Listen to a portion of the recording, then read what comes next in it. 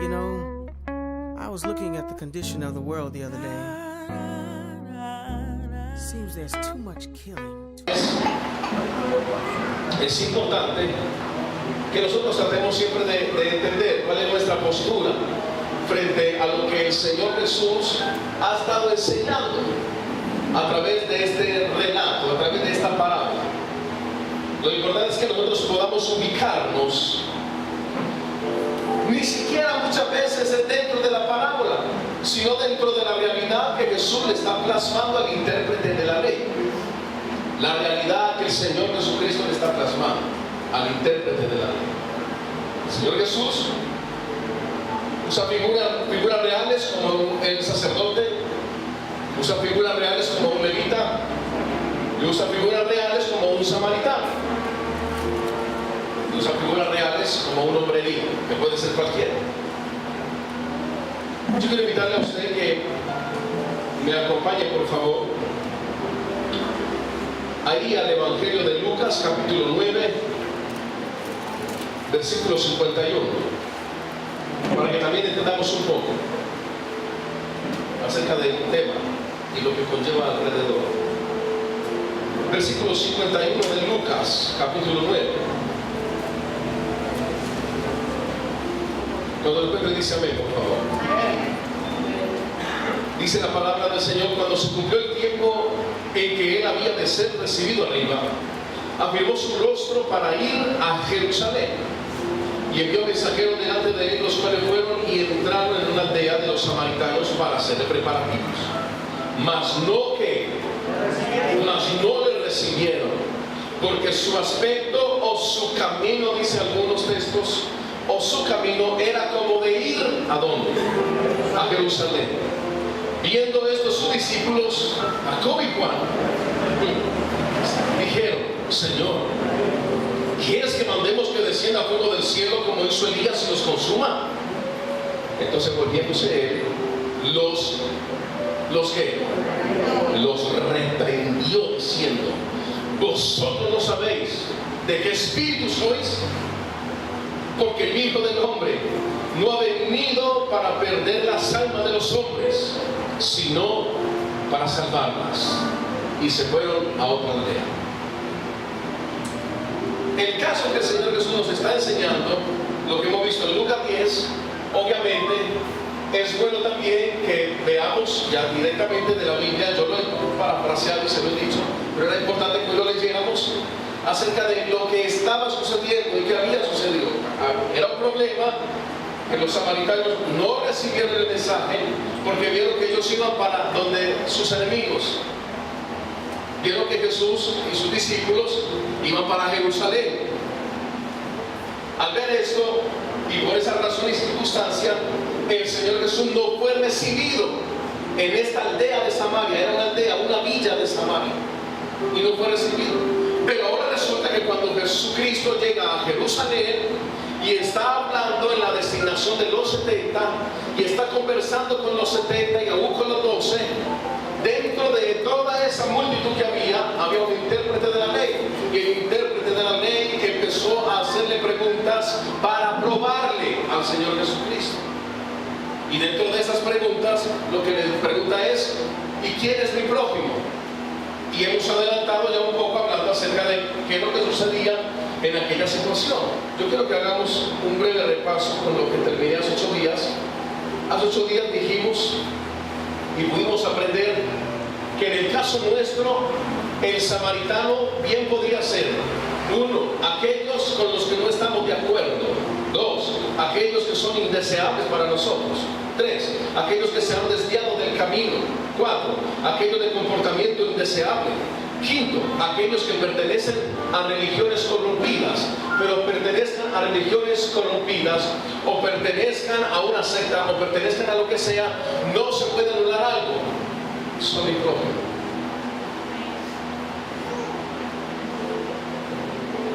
Y yo tengo que amarlos por 2 razones. 1, por cuidar mi corazón, porque ese es el asunto. Yo no entiendo cómo la cosa tiene que tener un equilibrio. Un equilibrio. Aún cuando la gente se refiere a gente que no está llevando el Evangelio, como debería ser, o la doctrina como debería ser. Tenemos que aprender a ser concisos y reales en cuanto al aspecto doctrinal, pero en cuanto al aspecto del prójimo, prójimo es prójimo, hermano. Prójimo es prójimo. No, es que son nuestros enemigos, para decir mucho.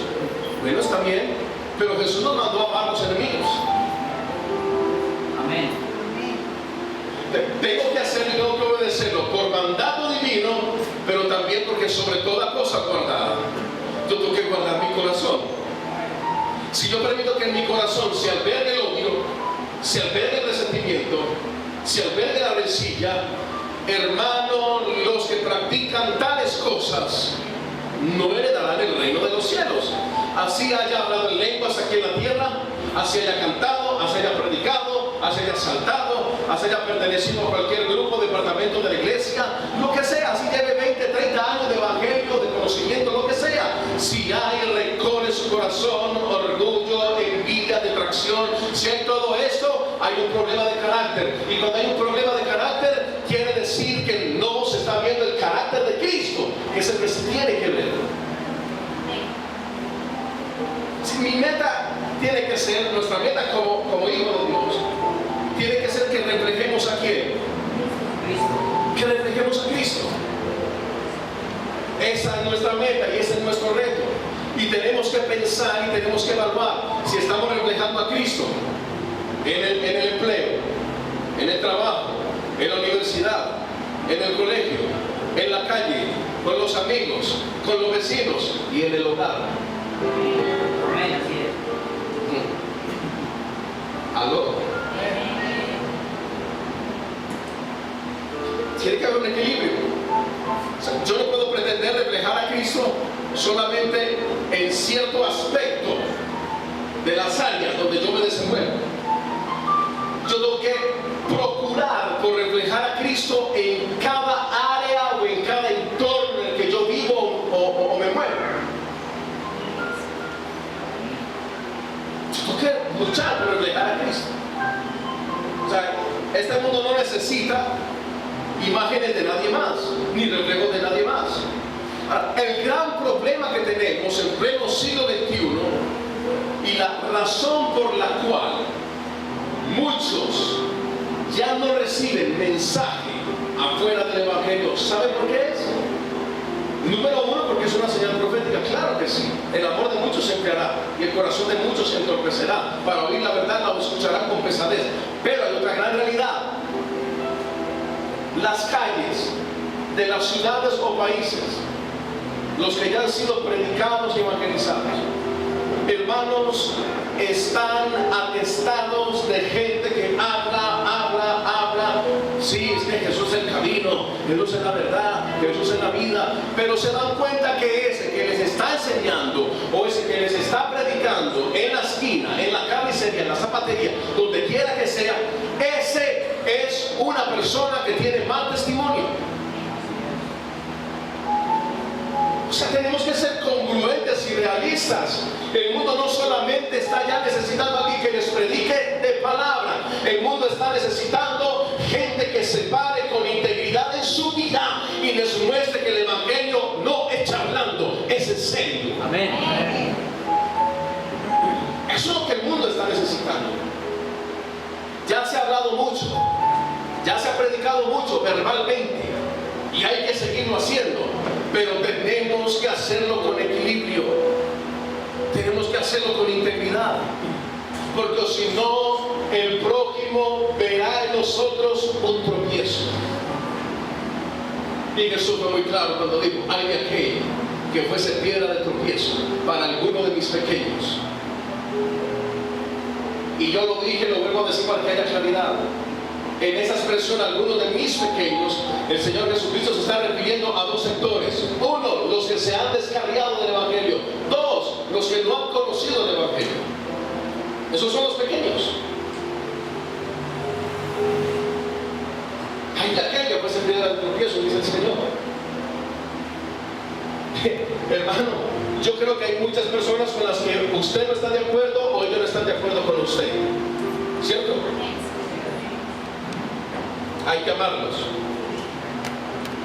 son nuestro prójimo y hay que amarlo.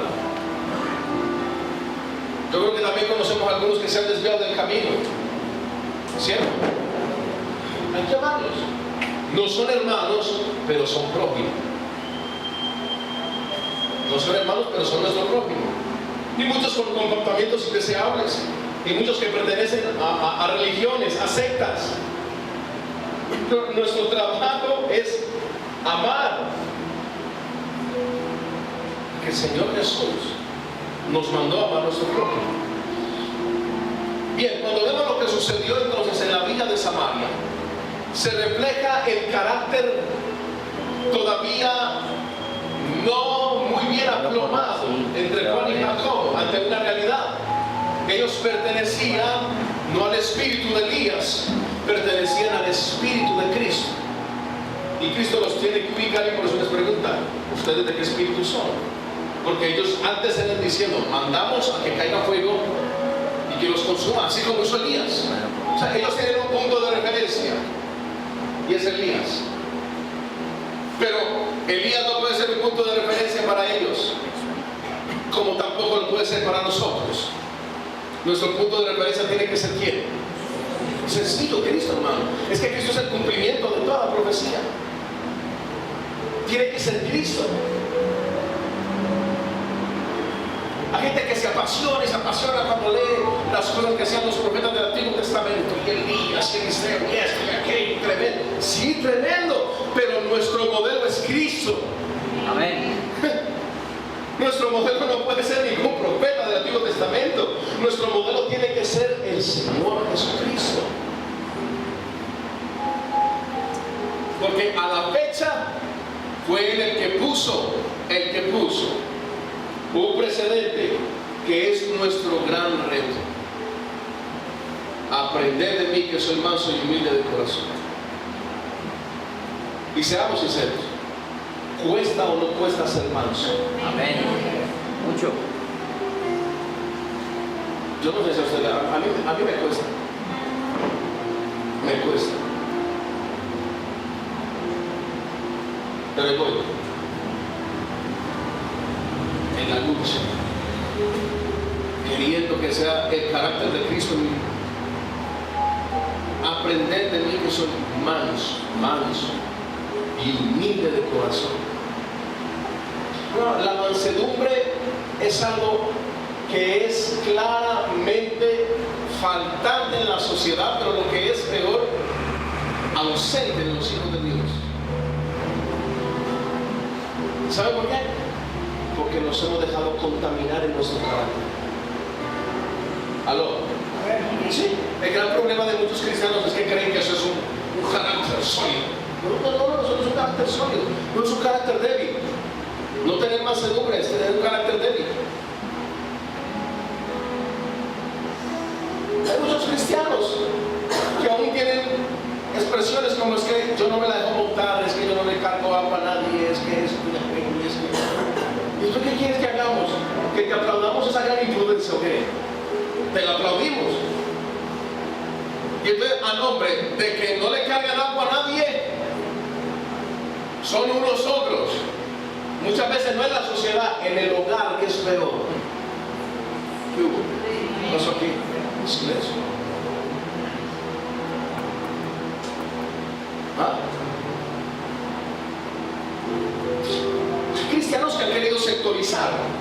Entonces, para afuera a veces somos unas mansas palomas, pero dentro del hogar somos unos demonios enteros. Aló. Porque al parecer a veces soportan más un maltrato de la gente de la calle que una pequeña ofensa sin intención dentro del hogar.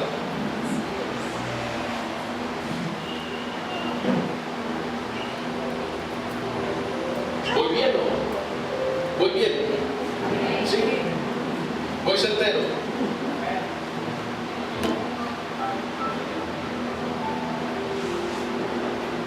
Juan y Jacob están indignados por algo que nosotros podríamos clasificar como algo justo, ¿no? Están rechazando el mensaje, y no solamente el mensaje, están rechazando directamente al mensajero, que es el Señor Jesucristo. Jacob están indignados, claro. Le están rechazando a su Señor, le están rechazando a su camino, a su verdad, a su vida, le están rechazando a su maestro. Aparentemente la indignación de ellos es justa, pero no es justa. Igual como aparentemente era justa la indignación de Jonás, cuando él estaba indignado contra los de Nínive, porque los ninivitas eran unos asesinos acérrimos, totalmente acérrimos, llenos de maldad. Cogían a las mujeres embarazadas y les traspasaban una lanza por el vientre, y así mataban a las mujeres del pueblo de Jonás.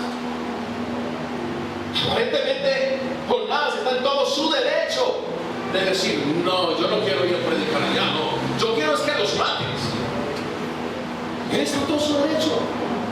Señor, yo lo que quiero es venganza, yo quiero que los mates. Y los han matado, de nuestro pueblo han matado miles de mujeres embarazadas con los niños adentro. ¿Cómo me vas a pedir que yo vaya a les predique para que se arrepientan? Solo quiero que se arrepientan, yo quiero que tú los mates. Pero Dios le contesta de la manera como Jonás lo está esperando. Dios dice: no, tú tienes que ir, que yo quiero que ellos se arrepientan. Ve y predícales y anúnciales que viene juicio para que se arrepientan. Usted conoce la historia. Jonás no quiso. En última, Jonás se embarcó. Cuando se embarcó, se levantó una gran tormenta. Los hombres que estaban ahí de la tripulación buscaron, lo vieron dormido y dijeron, lo despertaron. ¿Y quién será? Lo levantaron. ¿Y usted quién es? Yo soy un israelí. Bueno, entonces es por su Dios entonces que estamos así. Entonces láncelo al mar. Lo lanzaron al mar, recibió un gran pez. El gran pez, él duró 3 días y 3 noches en el gran pez, que es tipología del Señor Jesucristo cuando estuvo 3 días y 3 noches en el centro de la tierra. Y el pez grande lo botó, lo vomitó justamente en las playas de Nínive. Como quien dice: no vas a hacer lo tuyo, vas a hacer lo mío. No vas a hacer lo que tú quieres, vas a hacer lo que yo quiera. Y lo encauzó en el propósito de él. Pero Jonás no quería. Ya estos hombres, Juan y Jacob, lo que ellos querían era fuego que descendiera y que consumiera a los de la villa samaritana. Fuego. ¿Sabe que no se parece mucho a las oraciones de algunos cristianos? ¿Se parece mucho? Donde algunos cristianos no quieren soportar ninguna injusticia contra ellos, no quieren soportar ninguna detracción, no quieren soportar nada, y ellos inmediatamente lo que le dicen a Dios es: Señor, hazme justicia. Cuando nosotros pedimos a Dios que obre con justicia, estamos pidiendo de manera equivocada. Uno, porque no tenemos que pedir a Dios que obre con justicia, porque eso está en Él y en su carácter. Así que Él obra con justicia, parezcanos a nosotros o no nos parece. Pero dos, nos estamos poniendo en un gran riesgo, porque si le pedimos a Dios que obre con justicia, por donde primero debe empezar la justicia es por casa. Entonces Dios dice: ok, tú quieres que yo obre con justicia, entonces tú mereces castigo. Eso es lo justo. Amén, así es. Eso es lo que Dios dice. Entonces, si tú quieres que yo obre con justicia, yo voy a empezar por ti, porque tú no has obrado justamente.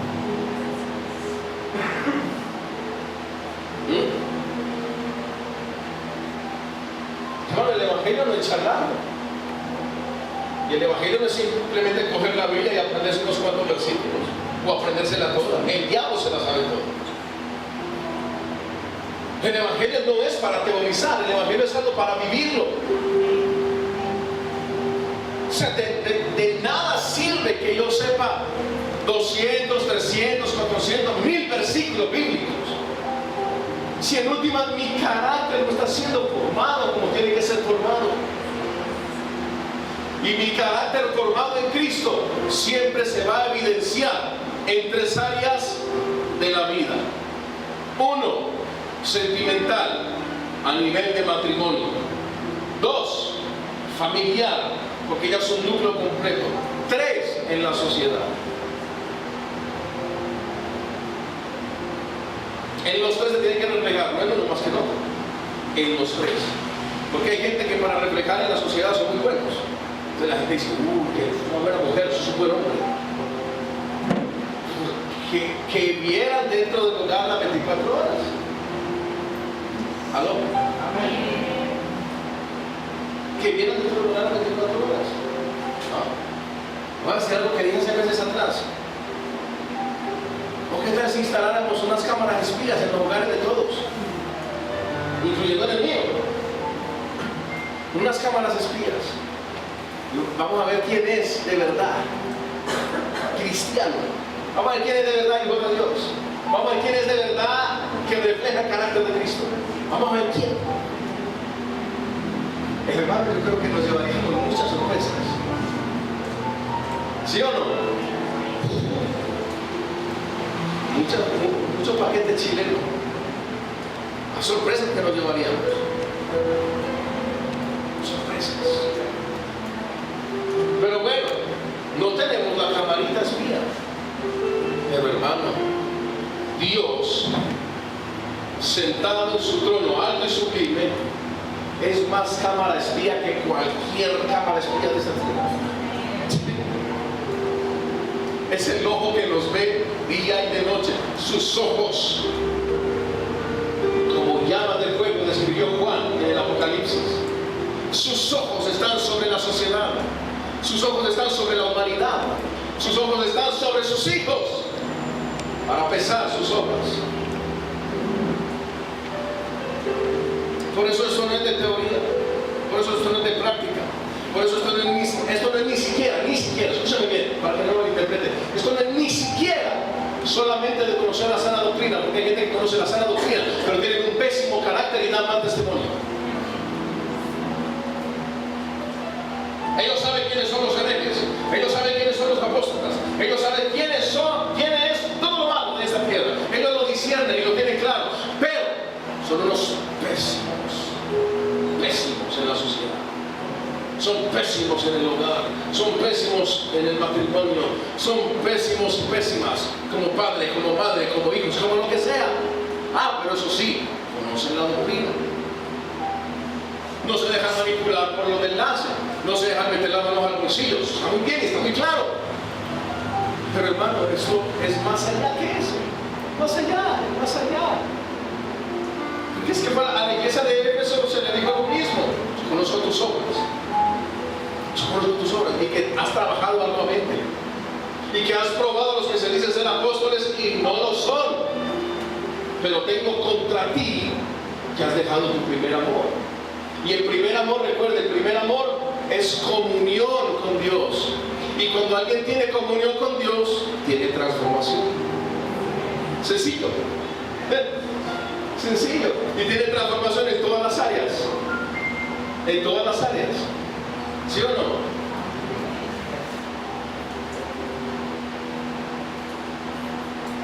Dígale que está a su lado, tu comunión refleja si eres o no eres. Y dígale, pero tu comportamiento también.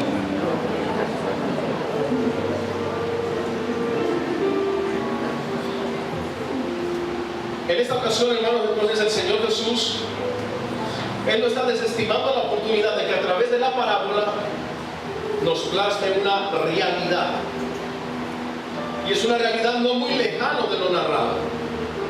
Recuerde que el intérprete de la ley, siendo enemigo de los samaritanos, él lo que está esperando es que Jesús le adjudique cierto derecho para odiar a los samaritanos. Pero como Jesús conocía las intenciones del corazón y conoce las intenciones del corazón, Jesús sabía lo que el intérprete de la ley ya estaba cavilando, aún sin antes hablarlo. Por eso el Señor Jesús, escuche, el objetivo de esa historia, de esa parábola, el objetivo es el intérprete de la ley. O sea, lo que hace el Señor para buscar que uno al menos reaccione. El objetivo es el intérprete de la ley. El Señor Jesús usa una parábola y dentro de la parábola introduce a un samaritano. Eso es incomodar al intérprete de la ley automáticamente. Pero el Señor Jesús está haciendo referencia a que aquí el asunto no es quién es el buen samaritano. samaritano? ¿O quién es, perdón, el prójimo? El asunto aquí es quién obra como prójimo. ¿Quién obra como prójimo? El asunto no es quién es el prójimo ya. El asunto es quién obra como prójimo. Porque yo debo entender que yo debo obrar como prójimo según el precepto que me dejó el Señor Jesucristo. Yo debo obrar como prójimo aunque ellos no obren conmigo como prójimos. ¿Ve? ¿Quién fue el que obró como prójimo? Pues el buen samaritano. ¿Quién fue los que no obraron como prójimo? El sacerdote y el levita. El que conocía la ley, pero también el que adoraba en el templo. Pero recuerde que los malos de la parábola no son el sacerdote y el levita, porque ellos estaban rigiéndose por la ley. Y posiblemente los dos creyeron que el moribundo no era moribundo, sino que ya estaba muerto. Y la ley les prohibía tocar muertos. Y más, que ya iban camino a Jerusalén a presentar su prenda, no podían llegar impuros. Es comprensible que ellos no se hubiesen acercado a auxiliar al que estaba en el suelo. Es comprensible.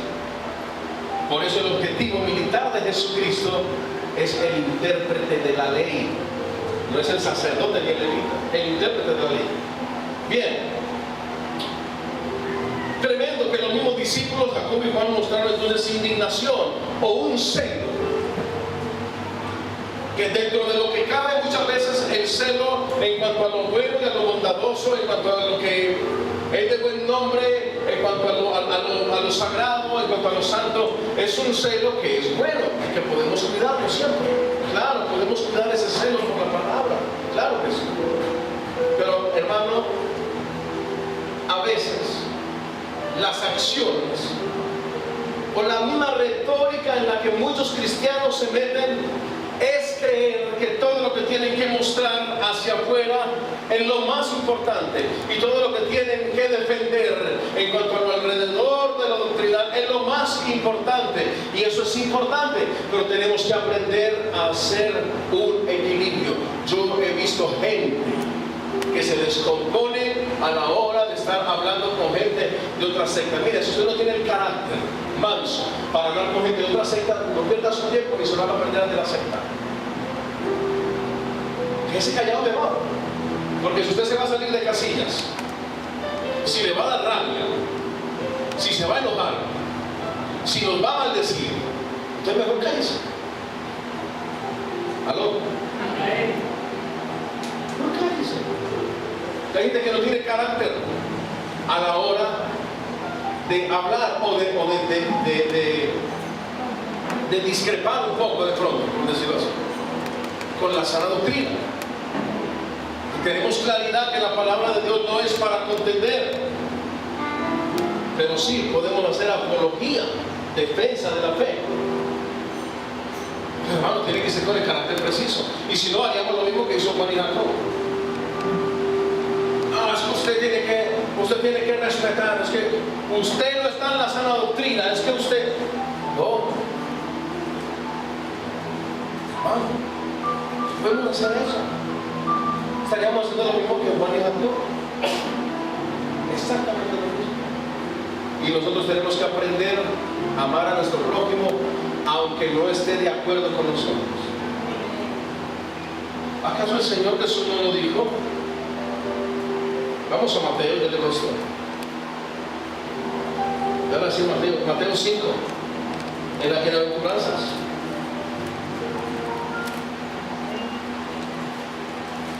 (5:44). Pero yo os digo, amad. Esto es fuerte, ¿no? Fuerte. Amad. Ahora estos enemigos. ¿Cuántos tienen enemigos? O bueno, quizás muchos de ustedes no tienen enemigos, pero muchos sí los tienen a ustedes por enemigos. ¿Cierto? O sea que de una u otra forma hay enemigos. Hay que amarlos. Amad a vuestros enemigos. Bendecid a los que os maldicen.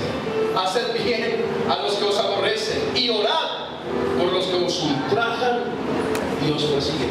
Todo lo contrario a lo que los super, hiper, mega, archi espirituales de este tiempo hacen. ellos se defienden, ellos salen, ellos dicen, ¿y quién? A ver, ¿quién? No, es que un hermano de la congregación me dijo, ¿quién fue? ¿Quién fue el que dijo eso? O pues que me lo sostenga la cara.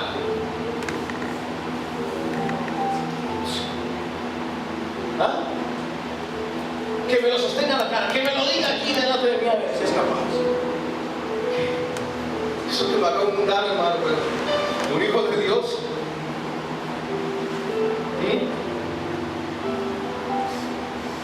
Bendecir a los que los maldicen.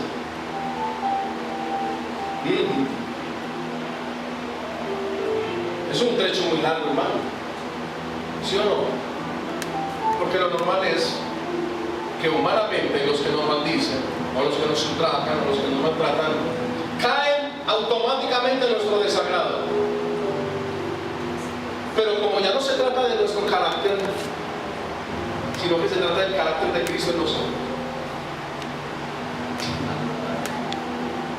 Como ya no se trata de si yo me la dejo o no montar, como ya no se trata si tengo o no tengo pelos en la lengua, si cargo o no cargo aguas,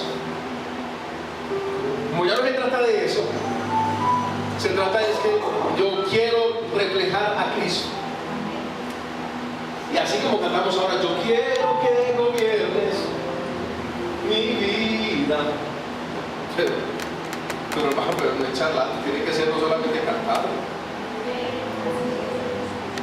Cuando estés en la calle, o cuando vayas en el bus, cuando vayas en el metro, y cuando alguien te empuje, alguien te pisotee, o alguien, alguna cosa que se te venga la canción a la cabeza, yo quiero que gobiernes.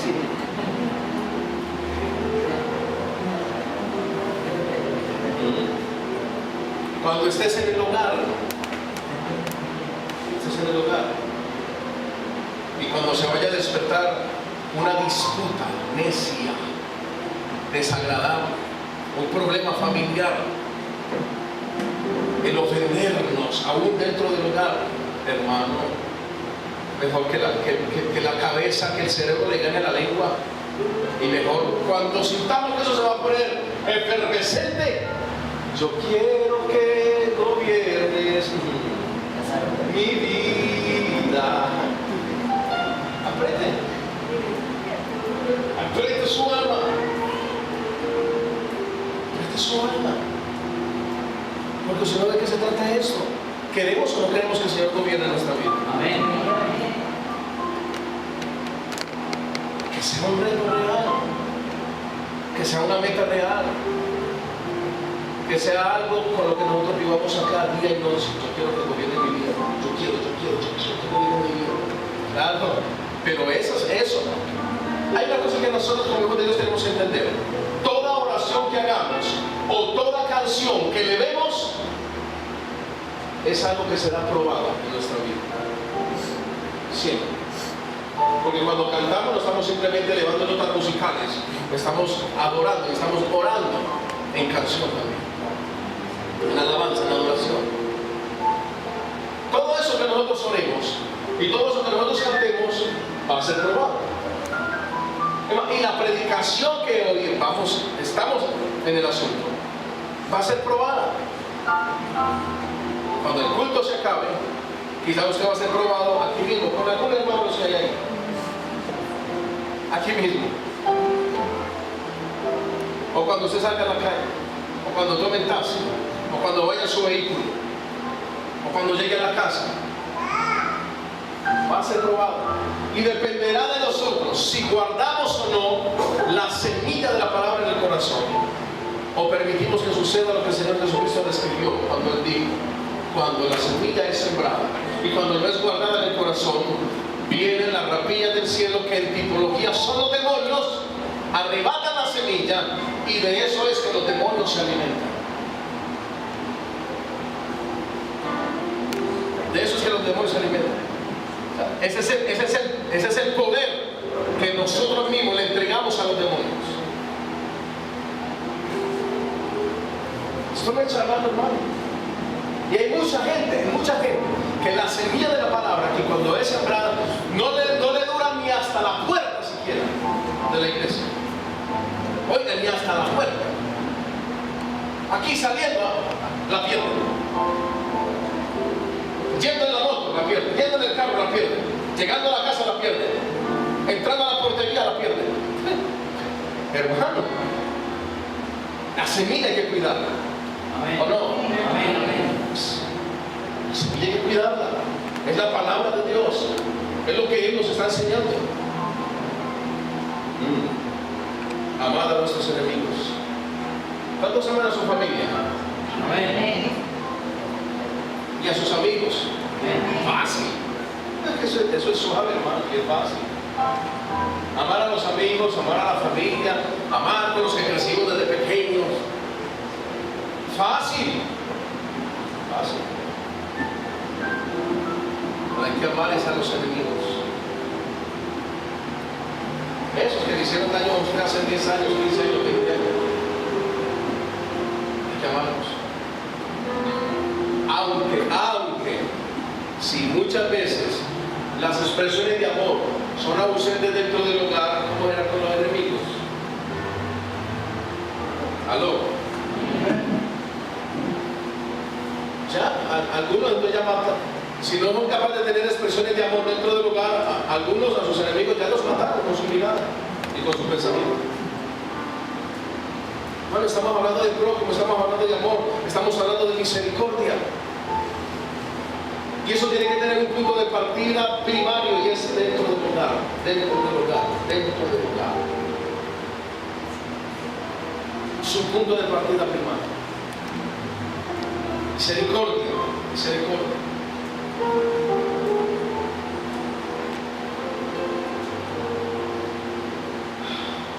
Entonces en el versículo 26 el Señor le dice: tú eres intérprete de la ley, ¿y cómo lees? Si hay algo de lo que nosotros tenemos que cuidarnos, hermano, es de cómo estamos leyendo. La palabra de Dios es clara y es concisa. Somos nosotros los que tenemos que analizar cómo estamos leyendo. Si estamos fallando en todo lo que les he descrito anteriormente, quiere decir que estamos leyendo mal. Y solamente estamos leyendo expresiones gramaticales en la Biblia. Y estamos leyendo la Biblia como si fuera un libro cualquiera de historia. Y tenemos que aprender a que la Biblia se lee, uno, con la disposición de yo ser cambiado. Dos, con la disposición de que ese libro, cuando yo lo empiece a leer, me va a señalar y me va a decir: estás mal. Es lo primero. Es lo primero. Y tengo que aceptar la connotación que la Biblia tiene sobre mi vida. ¿Cómo estamos leyendo? Porque si estamos fallando en todo lo que hemos antecedido, hermano, entonces estamos leyendo mal. Aparentemente estamos haciendo las puntuaciones, estamos respetando las comas cuando leemos, estamos respetando signos de admiración y todo lo demás. Pero ¿y la práctica? ¿Y la práctica y el practicar? ¿El practicar? ¿Dónde está el practicar? Si no estamos practicándolo, no lo estamos viviendo. Y si no lo estamos viviendo, entonces el carácter de Cristo no está siendo formado en nuestras vidas.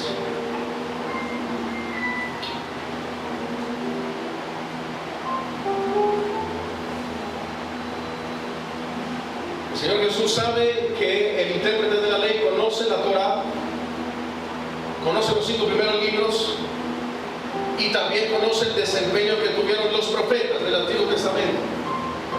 Con toda seguridad, el intérprete de la ley sabía y conocía lo que Oseas había dicho en el capítulo 6, versículo 6. Porque misericordia quiero y no sacrificios. Conocimiento de Dios más que holocaustos. Él lo sabía. Pero quizás el precepto del intérprete de la ley era misericordia, ok, pero menos con los samaritanos. Misericordia, bueno, pero con los samaritanos no. Ellos tenían una disputa de hace muchos años con los samaritanos. Años enteros. Con los samaritanos no. se puede parecer mucho a algunos aspectos de nuestra vida, donde muchas veces en la oración, cuando tú estás orando, Dios pone en tu mente a esa persona que a ti te ha hecho daño para que ores por ella, y tú dices, no, por ese no, yo oro por quien quiera, Señor, pero por Federico no. Y el Espíritu ora por él, ora, bendícelo, que te haya maldecido, bendícelo. No, Señor, no, mejor voy a cantar, tu fidelidad es grande. Oye, hay gente, es en serio, hay gente que a la hora de ir a orar, cuando sienten la demanda de Dios, ellos quieren cambiar los papeles. Entonces mejor prefieren cantar. O hay gente que cuando va a orar, creen que orar es simplemente hablar. ¿Sabía usted que muchas veces no es tan necesario hablar, sino más bien aprender a escuchar? Eclesiastés capítulo 5 dice, cuando fueres a la casa de tu Dios, acércate más para oír que para hablar. A veces necesitamos más oír que hablar cuando vamos a orar. Hay gente que habla, y Dios, sí, pero tienes que, te bendigo, te alabo, te salvo, Señor, grande, omnipotente, precioso, poderoso, Señor, Rey de Reyes, Señor de Señores, León de la tierra y Jehová, admirable, justo, eterno. Sí, pero tienes que, Señor, gracias por este día, en el nombre de Jesús, conoces mis peticiones, lo que yo necesito, gracias, amén, amén. Pero yo te iba a decir que si no cambias, ni siquiera eso me estás diciendo el versículo.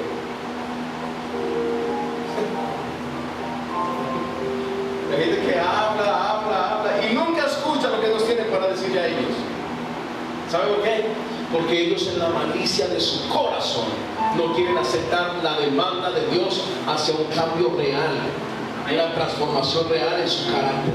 Ellos quieren seguir siendo los mismos marginados de siempre. Ellos quieren seguir siendo los mismos déspotas de siempre. Ellos quieren seguir siendo los mismos orgullosos de siempre. Ellos quieren seguir siendo las mismas viejas criaturas de antes.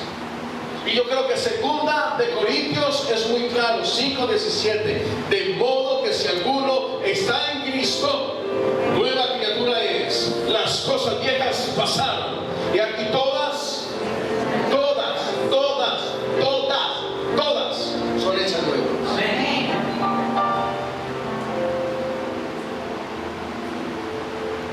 Todas son hechas nuevas. Revisémonos. ¿Estamos actuando como viejos hombres o como nuevos hombres? Transformados y renovados en el Espíritu. Hermano, revisémonos. Le digo, es urgente. Porque es el gran problema de los de sana doctrina. Estamos esperando el arrebatamiento y ellos están llenos de envidia, de odio, de rencor. Olvídate que si sucede el arrebatamiento, tú no te vas. Olvídate de eso. Tú no serás levantado, olvídate. ¿Cuántos creen que Cristo viene? Congregaciones enteras de sana doctrina.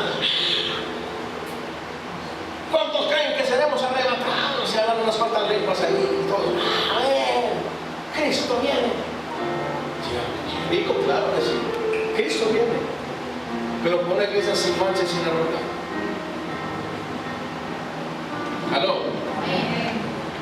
Porque cosa manchada o inmunda no heredará el reino de los cielos. Por eso el apóstol Pablo dijo, despojémonos pues de todo peso de pecado, del pecado que nos asedia, y corramos con mansedumbre la carrera que tenemos por delante. Mucha gente que cree en el arrebatamiento, pero ¿qué? Ellos ni siquiera están obrando de verdad como si estuvieran esperando el arrebatamiento. Ellos por cualquier cosa tienen una ira, por cualquier cosa se enojan. Y sucede lo que le pasó a Jonás con la calabacera, cuando el gusano se comió la calabacera, y Jonás se enojó con el gusano. Y Dios le dijo, pero te enojas porque el gusano se comió la calavera, la calabacera,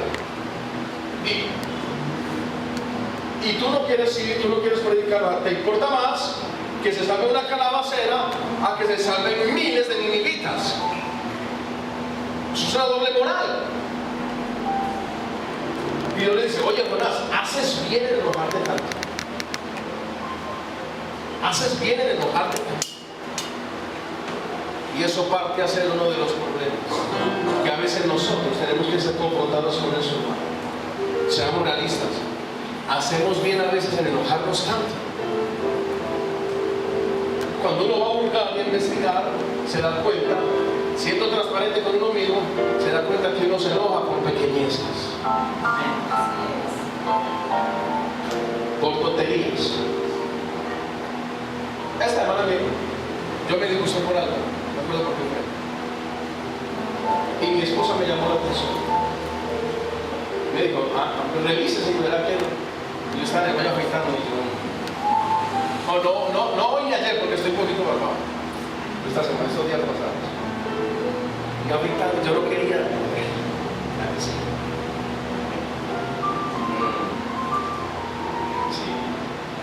Sí, me voy a poner tontería. Sí. Mi amor. Ana me dijo, usted tiene razón. Ya no para tanto, perdón. Voy a luchar, voy a tratar de cambiar.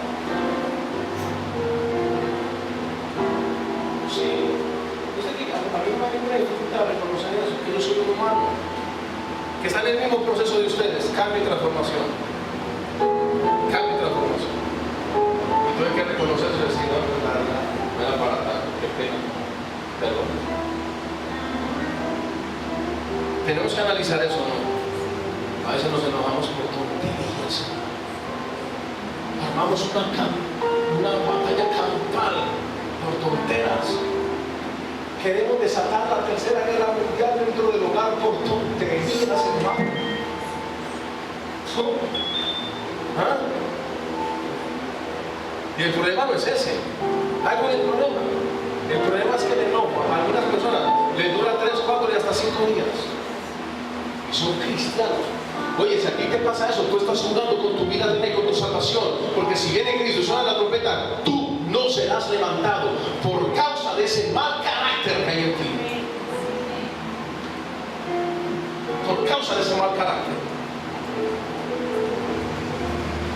¿Qué pasa? Hay gente que cree que esto solamente es de decir, te recibo y te acepta en mi corazón. Pero en última, no obrar como tal. Esto es mucho más allá. Es más que eso. No puedo pasarme solo con el litúrgico. Ahí con la iglesia, levanto las manos, me sé las canciones, digo amén a lo que está diciendo el pastor, pero en mi casa voy a hacer todo lo contrario.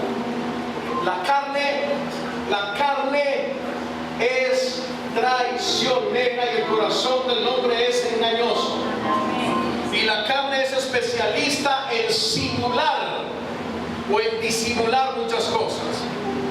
Muchas de las cosas que yo digo, que yo predico, basado en la palabra de Dios, muchos dicen amén y mueven la cabeza que sí, pero cuando llegan a la casa hacen todo lo contrario. Claro, la carne aquí le dice, grita amén y si no lo descubren. ¿Sí? La carne aquí dice, di amén, para que los hermanos no se den cuenta que es contigo y el pastor no se den cuenta. Di amén, y que así es, que el pastor dice, así gloria a Dios, así es. Muchos de esos que dicen amén, sí, así es verdad, es verdadero. Llegan a la casa a hacer todo lo contrario. Van al trabajo a hacer todo lo contrario. Van a su hogar a hacer todo lo contrario. Van con sus hijos a hacer todo lo contrario. Pero aquí gritan amén, porque la carne no quiere que la descubran. Entonces la carne aquí sencillamente se pone un traje de cristianoide, espiritualoide, y dice, te vas a sentar en esa silla y vas a simular que eres cristiano, pero tú obras conforme yo quiero que tú obres.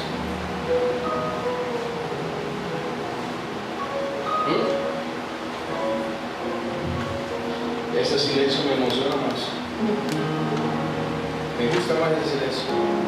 Es mejor que ni me digan ni amén. Mejor que me miren así como me está mirando. Me gusta más. Hermano, es común escuchar muchas veces que nuestro prójimo es la persona que tenemos al lado. Es común muchas veces escuchar que nuestro prójimo es nuestro padre, nuestra madre, nuestro hermano, en fin. Pero la expresión prójimo viene, escúcheme bien, se lo voy a explicar. expresión hebrea, herea. Y esta expresión significa literalmente algo o alguien más bien que está enfrente.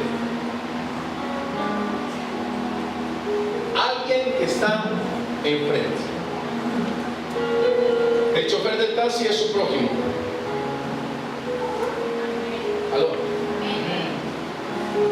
Oiga, ¿cómo hacen a veces? Yo lo entiendo. ¿Cómo hacen a veces algunos de ustedes para subirse en un taxi y no le sueltan ni media palabra de vida eterna al taxista?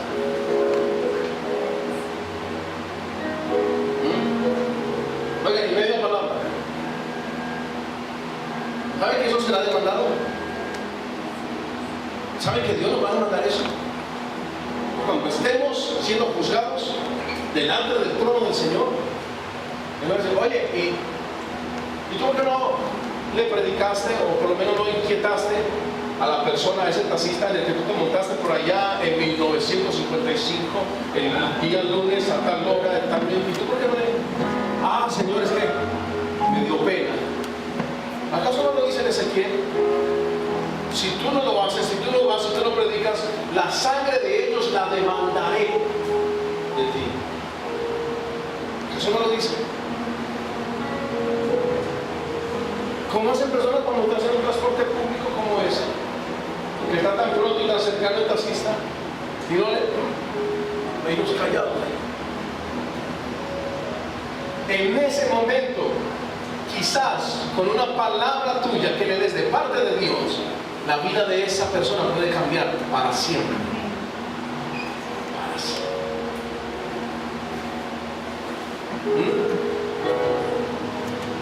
Tremendo. Es tu prójimo. El lechero, el carnicero, el zapatero. Es tu prójimo. Y es más, los habitantes por ahí de calle que usted se encuentra son sus prójimos. Así es. El ladrón, el sicario, el marihuanero, el drogadicto, el borracho, la prostituta, el homosexual. Yo creo que lo sé hace 8 días o 15 días. Tenemos cristianos que tienen tanta cultura espiritual que cuando ven un homosexual de ellos y cambian de cera. No, es que me desagrada, es que yo no puedo ver un homosexual. Siento una indignación, y dicen que sienten indignación espiritual. Yo veo, qué raro, Jesús se sentaba a hablar con las prostitutas. Qué raro eso. O sea que esa gente es más espiritual que Jesús. ¿Cierto? Tiene que ser. Son más espirituales que el Señor. No, es que a mí no me gusta hablar con fulano porque es que, espera. El tipo es una adúltera, el tipo es una adúltera, el tipo es... Por eso, habla con él, a ver si detrás de lo que tú le digas de la palabra del Señor, ese hombre sale del adulterio. ¿Cómo creerán si no hay quien les predique? ¿Cómo irán si no han sido enviados? Benditos son los pies de los que anuncian el evangelio de la paz. Tenemos que hacer nuestra parte. Y nuestra parte es anunciar, nuestra parte es predicar. Y no podemos hacer excepción, porque a nosotros se nos mandó amar a uno de nuestros enemigos. Esa vecina que usted tiene en su barrio, la que es chismosa, a esa hay que amarla. A esa hay que amarla. La que está pendiente de la vida de todos los demás, menos de la de ella, hay que amarla. Hay que amarla. No es una opción. Yo no veo ahí una opción. Yo veo ahí un mandato: amad a vuestros enemigos. El Señor está diciendo, si tú quieres y te es muy difícil, entonces no ames a Roberto, porque no es verdad, Roberto te ha defraudado mucho. Tienes todo el derecho de no amarlo. No, hermano. Amad a vuestros enemigos. Bendecid a los que os maldicen. Orad por los que os ultrajan. Y no es un trecho alto, ¿no, hermano?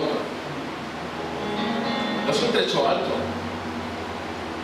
¿Qué cree que el cristianismo solamente trata de ir aquí a la iglesia, cantar, levantar las manos, adorar, decir la pena, aleluya, abrir la Biblia, leer el video bien?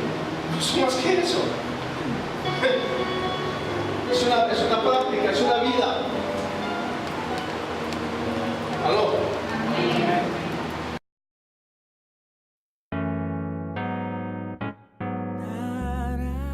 You know, I was looking at the condition of the world the other day.